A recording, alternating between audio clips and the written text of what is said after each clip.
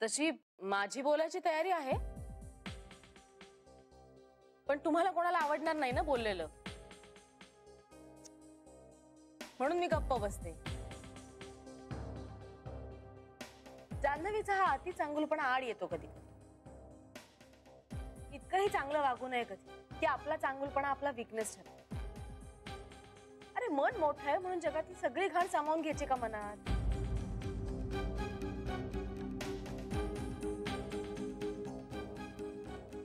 Sorry, म्हणजे जान्हवीच्या विरुद्ध काही नाही आहे, पण तिने सुद्धा समजून घेतलं पाहिजे ना रे.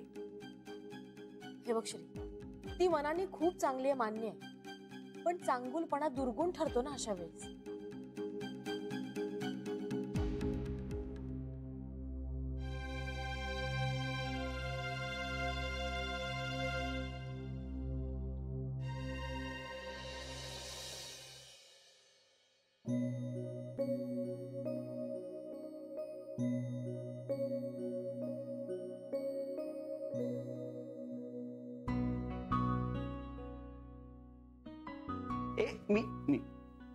मी ठेवतो.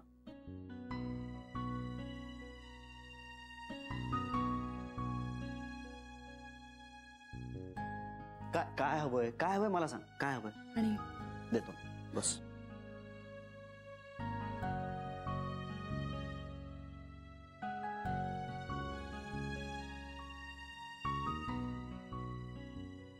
ठीक आहे.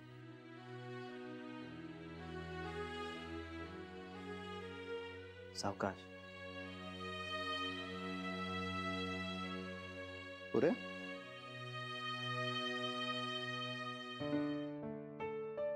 काय ग, त्रास होतोय? थोडा. काय होतंय? जरा उघडल्यासारखं झालंय रे. मी काही करू का तुझ्यासाठी? भांडू नकोस माझ्याशी. मी कुठे, तूच तर भांडत होतीस माझ्याशी. श्री, तू भांडलास. ओके, माझं चुकलं. नाही रे, खरं तर तुझं काहीच चुकलं नाहीये. या म्हणजे आता मी म्हणतोय की माझं चुकलंय, तर आता तू म्हणतेस की नाही नाही तुझं बरोबर आहे. तसं नाही रे, तुझा मुद्दा बरोबर होता. मी समजून घ्यायला हवं होतं की माफ करणं हा स्वभाव आहे तुझा. माफ नाही केलं तर मग आपण आईचं करणार काय असं वाटत राहतं मला.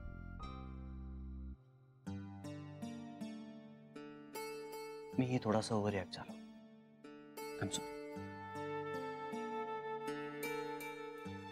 श्री, मी चुकीचं करते असं वाटतंय का रे तुला? असं माझं म्हणणं नव्हतं. मला सुनीता आणि पिंट्याच्या संसारात खोडा नाही घालायचा आहे श्री. अरे मुळात मी काही म्हणालेच नव्हते. ते तर सुनीता आणि तिचे आई बाबांना भेटून असं म्हणाले की सुनीताने आमचं घर फोडलंय असं तिच्या नातेवाईकांना वाटेल. त्यांच्या शब्दाचा मान ठेवण्यासाठी बाबांनी हा निर्णय घेतला. मी खूप बोलले श्री आईला. तू देवदूत वगैरे म्हणालास मला, पण मी खरंच खूप बोलले आईला. मी तिला सांगितलं होतं की अगं शेवटी निर्णय घेणारच होतीस ना, तिला स्वीकारणार होतीस ना, मग काय एवढं सगळं केलंस? हे बघ, मी बाबांना भेटून सांगायला गेले, त्यांना समजवायला गेले, पण माझं ऐकून बाबा काही ठरवणार नव्हते. बाबाही तितकेच हट्टी आहेत. त्यांनी सुनीता आणि सुनीताच्या आई बाबांचा मान ठेवायचा म्हणून हे सगळं केलं श्री. आणि बाबा काय माफ नाही करणार आहेत आईला, ते फक्त तिच्या बरोबर राहणार आहेत. ते सुद्धा त्यांनी खूप अटी घातल्यात तिला, करारच करणार आहेत म्हणणार. आणि बाबांनी हे सगळं करणं आईसाठी खूप मोठी शिक्षा आहे श्री. आता त्याने आईला किती समज येईल मला माहित नाही, पण ती यावी अशी इच्छा आहे माझी. आता मला असं वाटतंय की सगळं चांगलं व्हावं, सगळे सुखात असावेत, तर हे वाटायलाही नकोय का?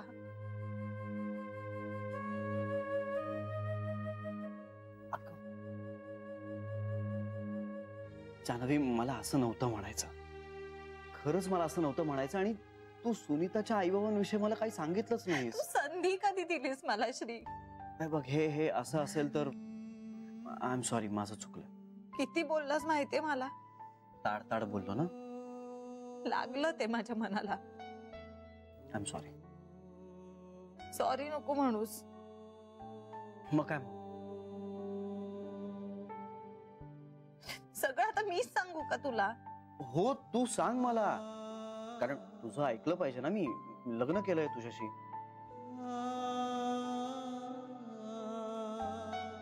बरं, अगं मस्करी होती ती. हे बघ, तुझं काही चुकलेलं नाहीये. त्याने काय होणार आहे? सॉरी. जाऊ दे. खरंच sorry.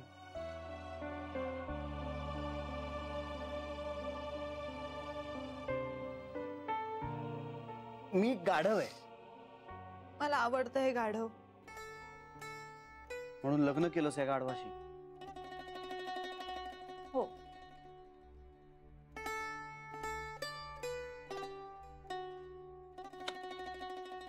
Thank you. I love you Shri. तुम्हाला ना कळतच नाही बायकोला काय हवं असतं ते.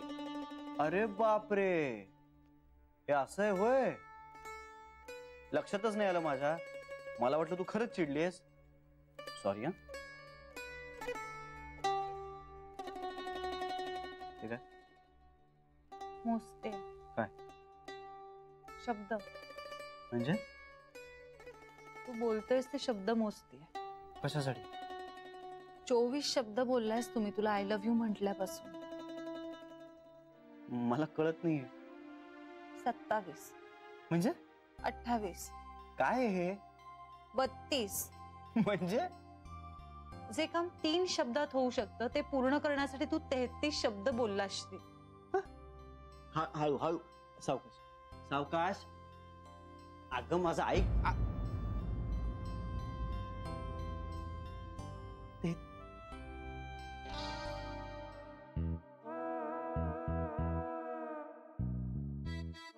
I love you Janhavi. ए आणि 3 नाही, 4 शब्द. जान्हवी म्हणावं लागतं. नाहीतर मला पुन्हा म्हणशील जान्हवी नाही म्हणालास, भिंतीलाच म्हणालास. म्हणून आपलं म्हणालो. अवघड असतं बायकोला हँडल करणं, सोपं नाहीये. मी काय एवढा अनावश्यक बडबडतोय. I love you. काय ग, काय डोकं फोडून घेऊ का ऊर बडवत राहू तेच कळत नाहीये मला. त्याची काही गरज नाहीये. अगं हे ऐकायलाच तयार नाहीयेत. पण आता काय ऐकायचंय बाबांनी आणखी? आई नाही ते कसते ऐकतायत. हे तर हे आणि पोरगा पण तसाच, अगदी त्यांच्याच पावलावर पाऊल टाकून. मला म्हणतो कसा माहिती, तुम्हाला नकोच आहेस. तुला सांगते कानात ना शिशाचा रस ओतल्यासारखं झालं मला. मर मर मरायचं आपण आपल्या पोरासाठी म्हणून, आणि ते काय शेवटी लाथाच मारणार ना बायको आली की. तुला सांगते त्यापेक्षा ना तुझी बेबी हत्या बरी. ना नवरा ना पोरबाळ सुखी आहे अगदी. 1 मिनिट, त्याचा काय संबंध आहे? अगं कुठली दुर्बुद्धी सुचली मला आणि त्या दिवशी मी वाद केला असं झालंय मला. बस बस, आता आई प्लीज ह्याच नोटवर राहा. म्हणजे तुला दुर्बुद्धी झाली हे पटलंय ना, मग आता बाकी कुठल्याही गोष्टी मनात घोळवत राहून काहीच होणार नाही. काय करू ते तरी सांग ना. मनात येतच राहतं ग सारखं सारखं. तुझ्याकडे आता 2च पर्याय आहेत. एकतर त्यांची माफी मागणं किंवा मग आयुष्यभर एकटीने राहणं. नाही नाही ग बाई, नाही मी नाही बाई एकटी बिकटी राहू शकत. एकटी कशी काय राहू मी भूतासारखी? त्यापेक्षा मरून जाईन मी. मग काय तू सांग. अगं मी काय सांगू, माझ्या हातात काही आहे का सांगायला? आता हे झालंय रिंग मास्तर, मी आपली पिंजऱ्यातलं माकड. हे म्हणाले उठ की उठायचं, हे म्हणाले बस की बसायचं. सोपतं का ग ह्यांना असं वागणं? काय मिळणार आहे सांग ना ह्यांना माझा असा छळ करून? असा विचार करून तुला काय मिळणार आहे? त्रास होतो ग जानू, त्रास होतो. काही नसतं, नवरा आपला नसतो आणि मुलगा तर नसतोच नसतो. आई मुद्दा काय? तू माफी मागायला तयार आहेस का नाहीयेस? माफी मागायला ना नाहीये माझी, पण चाळीत सगळ्यांसमोर काही मान राहील का माझा? तू जे वागलीयस त्यानंतर तो राहिलाय असं वाटतंय का तुला?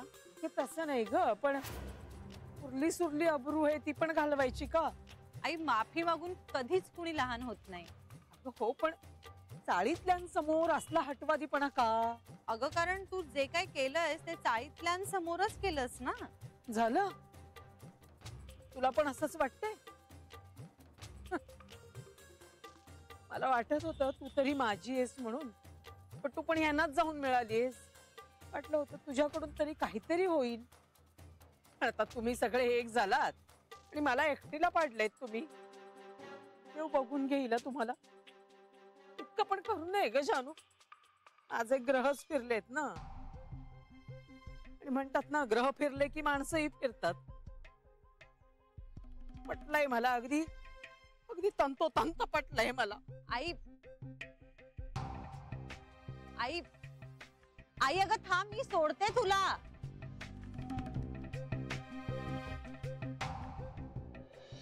हा पिंट्या. नाही, ताई निघाली. फोन उचलत नाहीये. अरे ती प्रवासात असेल. हो म्हणाली मला ती. पण काय रे, खरंच बाबा चाळीतल्या सगळ्यांसमोर तुझ्या आईला तुझी आणि सुनीताची माफी मागायला लावणार आहेत? बापरे. ठीक आहे, बघूया काय होतं ते. हो ना. हे बघ, शेवटी तुझी आई आहे ती, त्यामुळे तुम्हाला फार कठोर नाही होता येणार.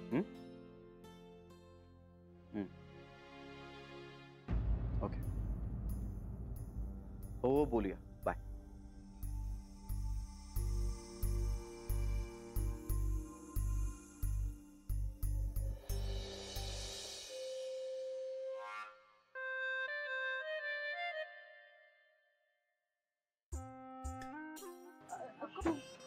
तुम्ही कधी आलात?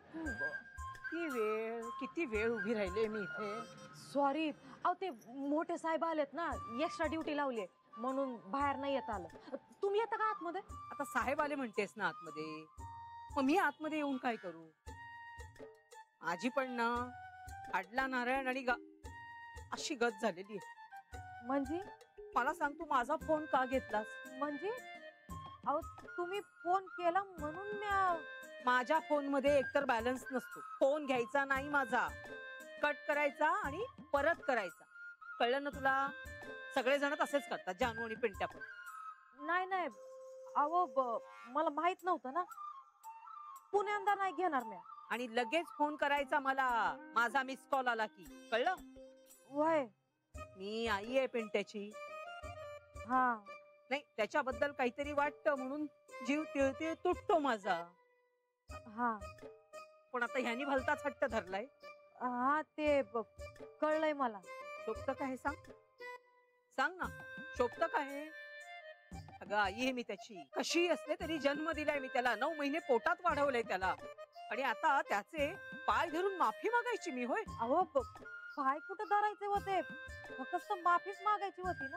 आता पाय धरून काय आणि नुसती काय, माफी मागायचीच आहे ना. हा, ते बी आहे. तुला हे पटतं का ते सांग? नाही.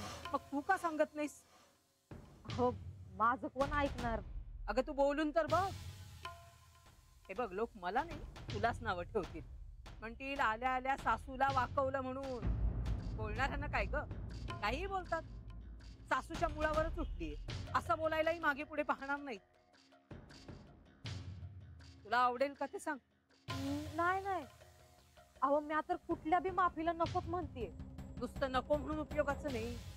तू ठामपणे बजाव तुझ्या नवऱ्याला की मी हे असलं काहीही करणार नाही म्हणून. मी यांना पण सांग ठणकावून, तुझं ऐकतील ते. बर, म्या बघते बोलून. हे आता मी स्वीकारलंय. पदरी पडलं आणि पवित्र झालं असं म्हणायचं, सोडून द्यायचं. आहे आपली ब्रह्मगाठ आता एकमेकींशी, तर काय करणार? पण ही सासूची अवहेलना कशाला ग? हा, आता मी तुझी अवहेलना करावी म्हणून काही तशी वागलेले नाहीये. अगं मला राग आला होता. सख्ख्या मुलाचं लग्न आणि आईला माहितच नाही. आणि काय सांगितलं असतं तर मी काय नाही म्हणाले असते का? पण मला माहितीच नाही तर काय करणार. हा, बराबर आहे तुमचं. पटतंय ना तुला? वय वय. बोल मग तू पिंट्याशी, सांग त्याला. त्याला म्हणावं आता झाली तेवढी शोभा पुरे झाली, हे असलं काही करायला नको. आता राहू ना आपण गुण्या गोविंदाने. त्याला म्हणावं आईचं पटतंय मला, आईने काही मुद्दाम केलेलं नाहीये, सांग सगळं त्याला. आणि तो हो म्हणाला ना की मग हे पण तयार होत. आपल्या घरातले वाद उगाच कशाला चव्हाट्यावर आणायचे, नाही का? सांग त्याला. पाहिजे तर शपथ घाल त्याला. शपथ घातली ना की काही बोलणार नाही तो, ऐकेल बघ. हा हा, नुसती हा हा हा करू नकोस, घडाघडा बोल त्याच्याशी. मी करते तुला फोन, काय बोलला ते सांग मग मला. हा बघ, परत तेच नाही म्हणजे चल निघते मी. आणि मी भेटले हे कुणालाही बोलू नकोस. हा काय नाही म्हणजे नाही सांगायची मी. फोन लगेच कर, माझा आला की कट करून. मग तू कर मला. ध्यानात आहे माझ्या.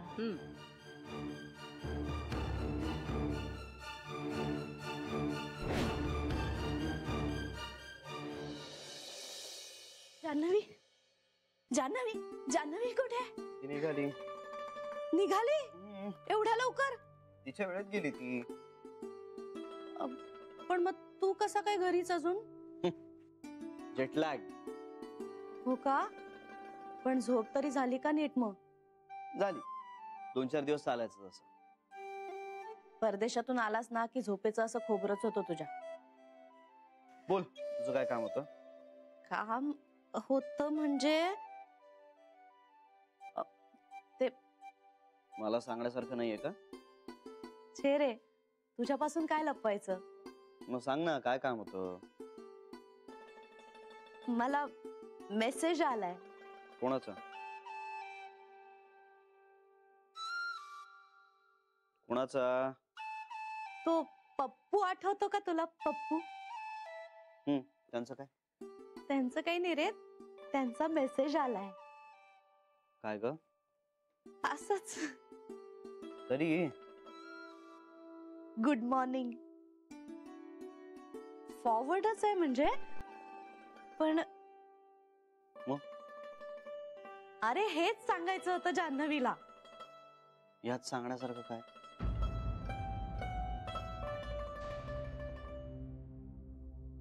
नाहीये, खरं तर सांगण्यासारखं काहीच नाहीये. बरं मी जाते, पठणाची वेळ झाली ना माझी. आले नंतर बोलू आपण. अगं पण